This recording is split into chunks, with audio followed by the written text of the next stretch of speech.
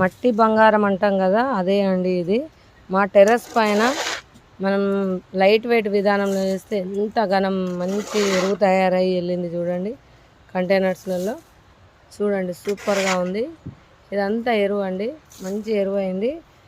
ఇప్పుడు ఈ కంటైనర్లలోకి వెళ్ళి అన్ని తీగలు వీటన్నీ తీసేసిన వాళ్ళే మంచిగా అయింది. ఇదంతా మళ్ళీ తీగలు అనేది ఇళ్ళనే ఫోల్డింగ్ చేసి ఈ మట్టి అంతా మళ్ళీ ఒకసారి మిక్స్ చేసి, దీనిలో ఏమి కలపం, ఇదే మళ్ళీ మిక్స్ చేసి వేస్తే ఇదే అనేది ఎరువులాగా తయారయ్యి మంచి కాంపోస్ట్ అవుతూ మంచి పోషకమైన దీనికి చెట్టుకు అందిస్తూ మంచి తీగలు వారుకుంటూ కాయలు కాస్తూ వస్తుందండి.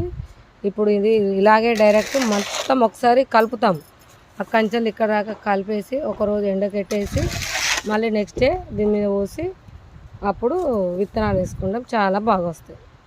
చూసారు కదా ఎంత ఉందో మన నల్ల బంగారం, మట్టి బంగారం.